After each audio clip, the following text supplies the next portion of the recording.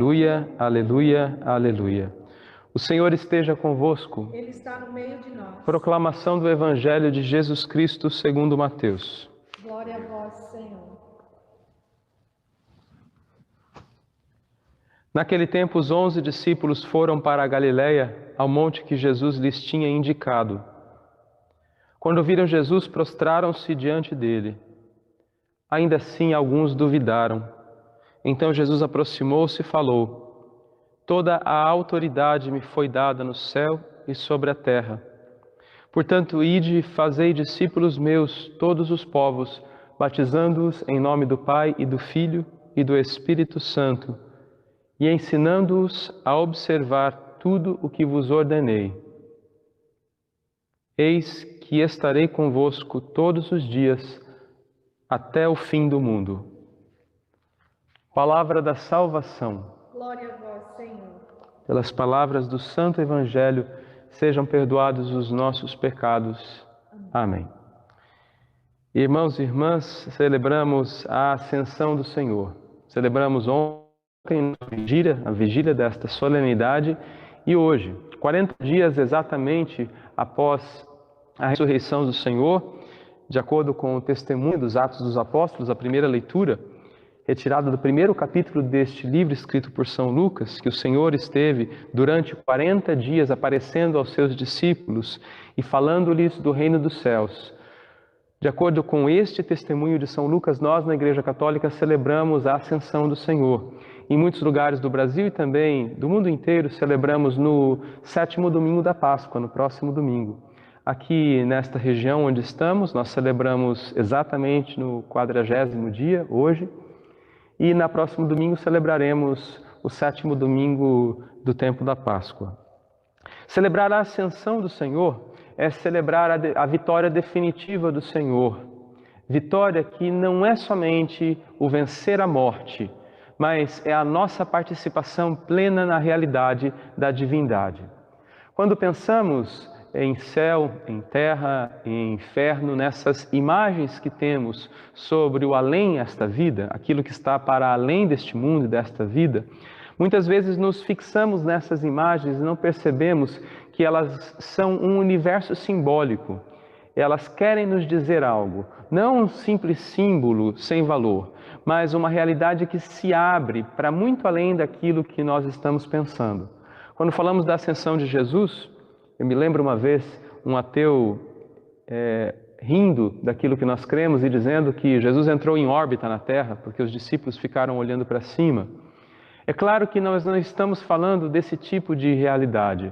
Nós estamos falando de uma realidade que ultrapassa aquilo que somos, os limites do mundo, da nossa percepção, do tempo e do próprio espaço. Falamos do Deus criador de todas as coisas, criador do mundo, criador do universo inteiro, criador do próprio tempo e do espaço onde nós habitamos. Deus que contém tudo.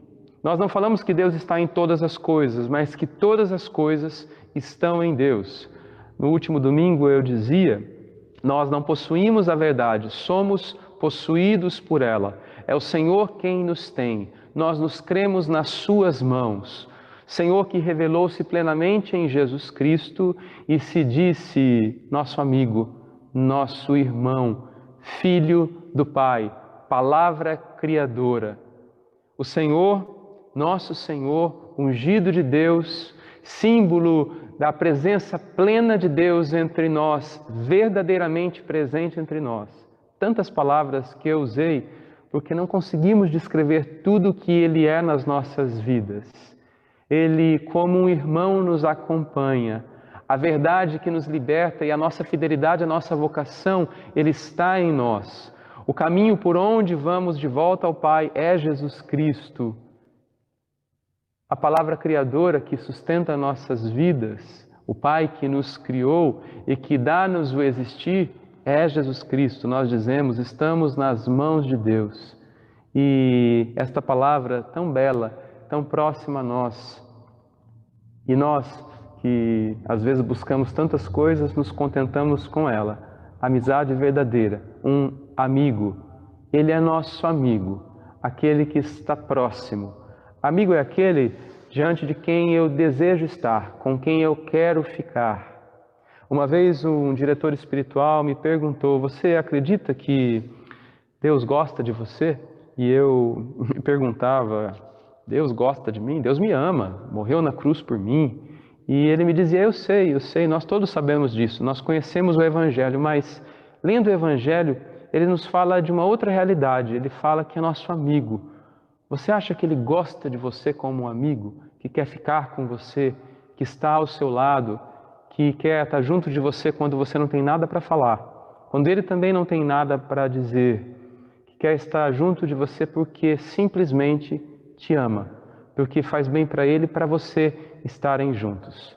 Sim, o Senhor aí é nosso amigo, Ele conta conosco, Ele está do nosso lado, Ele não nos abandona, Ele nos corrige como todo verdadeiro amigo nos corrige, Ele nos suporta como todo verdadeiro amigo nos suporta quando nós não estamos bem. Quando São Lucas escreve os Atos dos Apóstolos, falando sobre a igreja, primeiro escreve o Evangelho, falando sobre Cristo Jesus, e depois a presença ressuscitada de Cristo na igreja, os Atos dos Apóstolos. O primeiro capítulo, as primeiras palavras, no meu primeiro livro, ó Teófilo, ele chama alguém de Teófilo, e Teófilo significa literalmente amigo de Deus.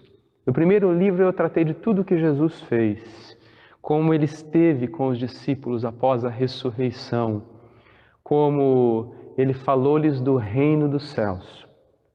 Ontem eu falava neste mesmo horário, nesta mesma missa, que aquilo que Jesus pregou com as palavras e com a vida, o reino de Deus, o reino dos céus, torna-se também aquilo que Jesus quer falar com os seus amigos, tomando refeição com eles. Olhem a imagem, ele aparece a eles, são essas experiências que os discípulos tiveram do Cristo ressuscitado, e toma refeição com eles e fala-lhes do reino dos céus.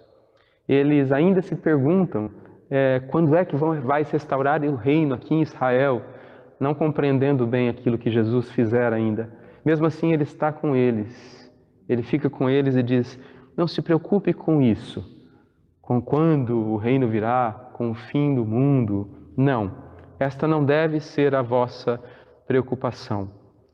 Vossa preocupação é fazer a vontade de Deus, receber dele o dom do Espírito, a força, a mesma palavra que Lucas utiliza quando o anjo anuncia Maria e diz que a força de Deus estará sobre ela, ela receberá e do Espírito dará à luz, ela conceberá pela força do Espírito, aquela força, a palavra grega dinamis. Sim, é esta força que encheu Maria do próprio Cristo, que encheu Maria do céu, da presença do céu na terra. É esta força que pelo Espírito enche a igreja, e é isso que nós devemos buscar. É esta força sobre a qual nós devemos nos preocupar. Estar cheios do Espírito, proclamar o reino dos céus, pedir ao Senhor que esteja conosco, viver o reino nas nossas vidas. Reino que se realizará plenamente quando o Senhor voltar, mas reino que já irrompe na nossa história. Ele aparece, ele se faz presente no tempo, no espaço da minha história, da nossa história, nas nossas famílias, nas nossas comunidades, no nosso mundo. Reino que se mostra quando há pessoas que doam a vida para que os outros tenham vida. Pelas pessoas, na vida das pessoas e comunidades que são solidárias, que vivem a partilha, a fraternidade, a comum união, a comunhão verdadeira.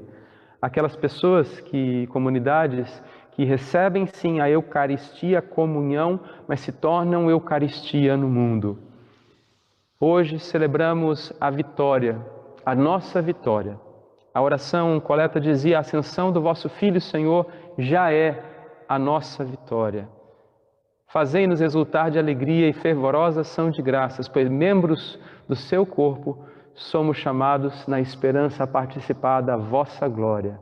Somos aqui membros do corpo de Cristo, seus amigos, seus irmãos, membros do seu corpo, em comunhão com Ele, participantes da glória, padecentes ainda neste mundo, construtores do reino como Ele foi, com a nossa vida, com as nossas palavras, com as nossas ações, com os nossos projetos pessoais e comunitários.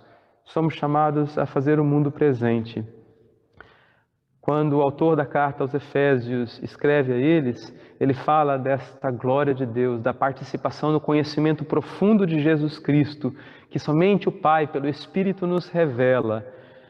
Faz nosso coração conhecer profundamente esta verdade que sacia o desejo que nossas almas têm. E ele fala-nos de um Deus que nos dá tudo isso. Muitos na região de Éfeso acreditavam em entidades intermediárias entre os deuses e nós. Cristo é o único mediador, mas não como uma entidade intermediária. Cristo não é um anjo entre nós e Deus, é o próprio Deus. Ele é o mediador, mas é a presença de Deus.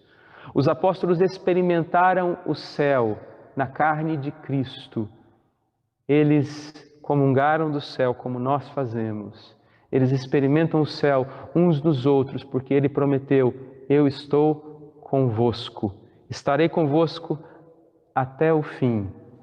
A promessa feita no primeiro capítulo do Evangelho de Mateus, Ele que se chama Emanuel, Deus conosco, a promessa contida no próprio nome de Cristo, é a promessa feita por Ele mesmo, no último capítulo do Evangelho de Mateus.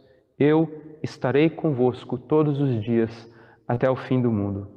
Se Ele foi aos céus, mas se Ele está conosco, queridos irmãos, não tenhamos dúvidas. O céu, nossa morada, onde um dia viveremos, já está no meio de nós, pois o Senhor Jesus permanece conosco. Que Ele nos ajude a vivermos nossa vida nesta realidade, a fazermos de fato o céu presente sempre que nos abrimos ao amor uns para com os outros, quando vivemos como Ele viveu, no perdão incondicional, na misericórdia, na fidelidade ao plano de Deus, cumprindo os mandamentos, amando a Deus sobre todas as coisas e amando-nos uns aos outros como Ele nos amou.